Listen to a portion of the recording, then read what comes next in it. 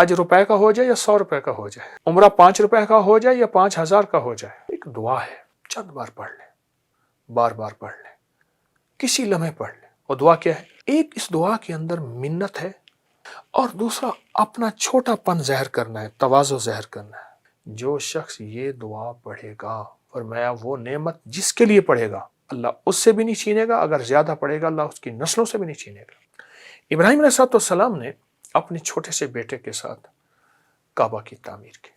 آج بھی آپ کعبہ کے اگر دائیں طرف جائیں تو ایک جبل کعبہ جگہ ہے، آج بھی اس کو جبل کعبہ کہتے ہیں، یعنی وہاں سے پتھر اٹھائے تھے، وہاں سے پتھر اٹھائے تھے، اور وہ پتھر بیٹا دے رہا تھا، اور اللہ اپنی قدرت کاملہ سے اللہ نے ابراہیم علیہ السلام جس پتھر پہ کھڑے ہو کے تعمیر کر رہے تھے، اللہ اس پتھر کو اونچا کر رہا تھا۔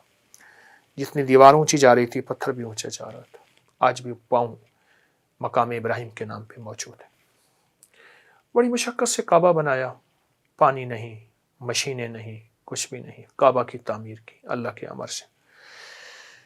جب یہ تعمیر کر لی نا تو تعمیر کرنے کے بعد ایک دعا مانگی تھی، آج وہی دعا ہے جس کی بدولت دنیا کھچی کھچی، حج روپے کا ہو جائے یا 100 روپے کا ہو جائے، عمرہ 5 روپے کا ہو جائے یا 5000 کا ہو جائے، دنیا کھچی کھچی وہاں جا رہی ہے اور قیامت تک جائے گی۔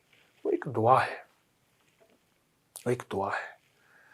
روزے کے ساتھ اس دعا کو اپنی زندگی کا ساتھی بنائیں، چند بار پڑھ لیں، بار بار پڑھ لیں، کسی لمحے پڑھ لیں، کسی وقت پڑھ لیں اس دعا کو۔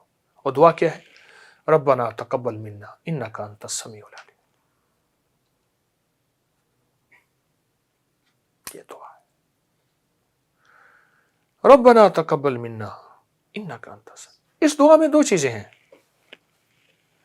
میں جو تفسیر کی رو سے یہ بات روایت سے اور اس کی احتیاط سے بتا رہا ہوں۔ ایک اس دعا کے اندر منت ہے، منت ہے، اور دوسرا اپنا چھوٹا پن ظاہر کرنا ہے، تواضع ظاہر کرنا ہے۔ انسان کوئی بڑی چیز ہو تو اس کو اس انداز سے بتاتا ہے، اور کوئی چھوٹی چیز ہو کہ یہ میری معمولی سی دال ساگ قبول کریں، دال دلیا قبول کریں، اور اگر بڑی ڈشیں ہوں جی میرا کھانا قبول فرمائیں۔ اس میں منت ہے، ربنا تقبل منا، تیری مہربانی، ربنا تقبل منا انک انت السمیع العلیم۔ کمال چیز، کمال چیز۔ یہاں تک ہے اس دعا کے بارے میں اور میرے تجربات میں مسلسل ہے، جو شخص یہ دعا پڑھے گا ربنا تقبل منا انک انت السمیع العلیم، فرمایا وہ نعمت جس کے لیے پڑھے گا اللہ اس سے بھی نہیں چھینے گا، اگر زیادہ پڑھے گا اللہ اس کی نسلوں سے بھی نہیں چھینے گا۔ وہ نعمت کوئی بھی ہے، روزہ نعمت ہے، پھر روزہ نعمت مل گئی، پھر اس کی قبولیت کا فکر، یہ نعمت ہے کہ اس کا فکر، اس کے اندر فکر آ گئی کہ اللہ آپ قبول کر دے، ایسا نہ میرے منہ پہ نہ مار دیا جائے۔ یہ دعا پڑھنا، یہ قرآن پاک کی آیت ہے جو میں نے آپ کو بتائی ہے، اس دعا کو پڑھنا۔ افغانستان کا ایک بادشاہ گزرا ہے، مختصر بات بتاؤں گا۔ تو اس سے کسی نے پوچھا کہ آپ کے پاس اتنی نعمتیں، اتنی سعادتیں، اتنا سب کچھ کس لیے ہے؟ پر میں جب بھی کوئی چھوٹی سی چھوٹی نعمت بھی مجھے ملی ہے تو میں نے یہ دعا پڑھی ہے 3 بار، ربنا تقبل منا انک انت السمیع العلیم، ربنا تقبل۔ اس دعا کو پڑھا، کہا اللہ پاک کا نظام ہے، پھر اللہ نے مجھے جب لوٹایا ہے تو اس سے بڑی نعمت کر کے لوٹایا ہے، بڑی سعادت کر کے لوٹایا ہے، اور اس سے بڑی نعمتیں اور سعادتیں مجھے اللہ نے پھر عطا کی ہیں اس دعا کی برکت سے۔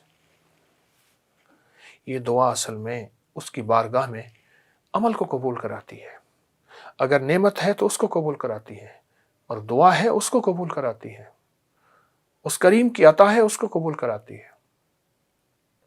یہ دعا بہت طاقتور دعا ہے، نسلوں تک یہ سعادتیں، یہ نعمتیں، یہ عطائیں چلتی رہیں گی اس دعا کی برکت سے۔